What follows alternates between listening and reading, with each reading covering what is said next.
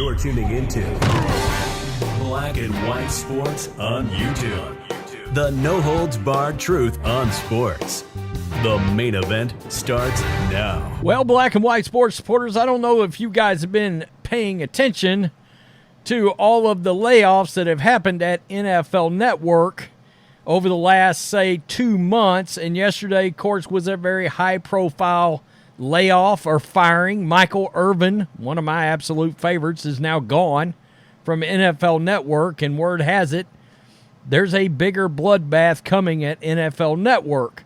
Now, for quite some time, there's been rumors that NFL Network would love to sort of subcontract out NFL media. Now, look, NFL Network, Red Zone, NFL Plus, that's all part of that NFL media umbrella. And that there was some hope that Disney and ESPN would assume responsibility or they could get a deal done. Now, keep in mind, I don't know about a lot of you guys, but I like watching NFL Network because it's specifically not a Disney product. I try to consume the least amount of Disney-owned entities as humanly possible. If I want to watch McAfee, I go to YouTube, right? And outside of having to watch because of a live sporting event, I don't watch ESPN, all right? I don't watch their silly-ass studio shows, none of it. All right? Well, I also part of that Michael Irvin thing, and you see what that says. ESPN and NFL Network are believed to be closing in on a deal. So now we're starting to see why this is happening.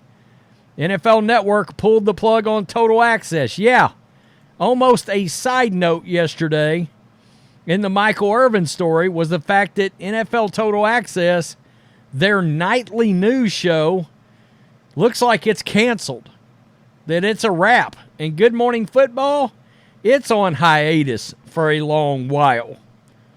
And now it looks like we know why. The evil empire, the mouse, Bob Iger, it looks like they may be getting involved with NFL Network. And so if you're watching because you don't want to watch ESPN like me, well, we're running out of options in this monopoly, it seems like. In January, Andrew Marchand of the New York Post reported that the NFL and ESPN were, quote, in advanced talks that could result in the NFL taking an equity stake in ESPN, and that would give ESPN control of NFL media. Nearly 4 months later, there's a growing belief in industry circles that a deal is coming as soon as next week. One industry insider puts it, the agreement, quote, is all but signed. That would help explain the NFL's recent slash and burn approach to NFL Network. If ESPN is going to be taking over, why should the NFL renew contracts? Question mark. Now, it offers an interesting question. We all know ESPN's got insiders everywhere. Ian Rapoport just re-signed with NFL Media or NFL Network. Of course, the NFL still has multiple key NFL media employees under contract. For instance, Ian Rapoport recently renewed his deal with the league. It's unclear what would happen with those contracts. In other words, it looks like he's in jeopardy. Uh-oh.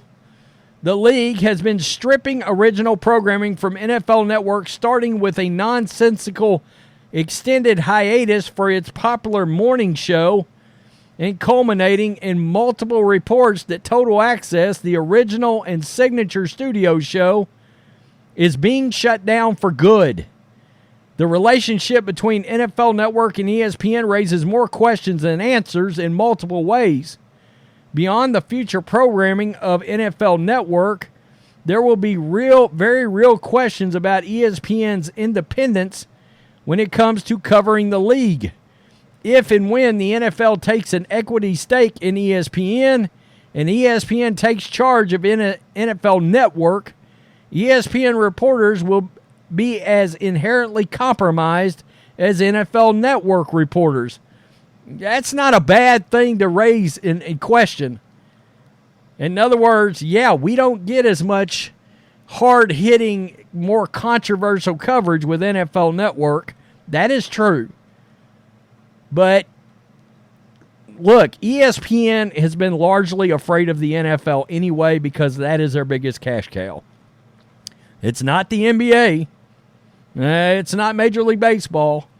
It's Monday Night Football. I mean, why do you think they paid so much money to get Joe Buck and Troy Aikman in there? Because that was starting to look like it might be in jeopardy. Especially when it comes to topics that might make the league or its owners look bad.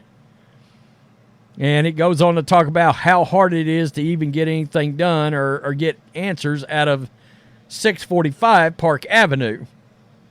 Which I've been hearing rumors they may end up moving to L.A. So that's interesting, I guess. But again, if you're trying to not consume ESPN, this is horrible news. I mean, that's all there is to it. Like I said, I generally speaking would have rather watched NFL Network. You know, I certainly don't watch NFL Live. They've gotten rid of all the guys that I ever paid attention to over at ESPN. Now Michael Irvin's gone.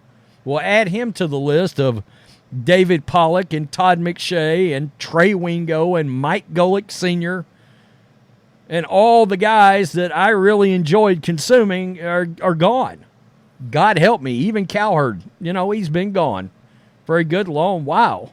Ryan Russillo, gone. I mean, who's left that anybody wants to watch over there? I'm sorry. I'm not. You can tell me Stephen A. Smith is the guy. I'm not watching Stephen A. Smith. I'm not watching First Take. You know, I'm just not. I could care less about Marcus Spears telling me about football. I just don't need to hear it. I don't.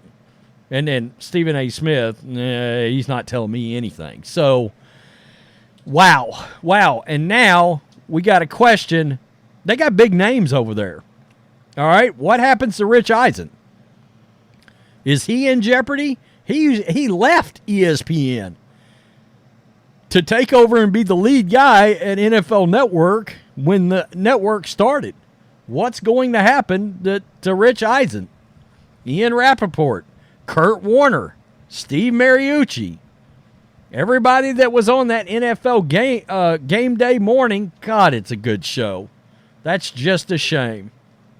It's much better than whatever it is, Sunday Countdown or whatever they're calling it at ESPN now.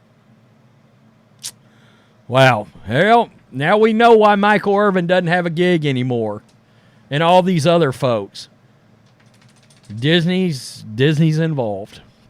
Tell me what you think. Peace. I'm out. Till next time. Thanks for watching the show.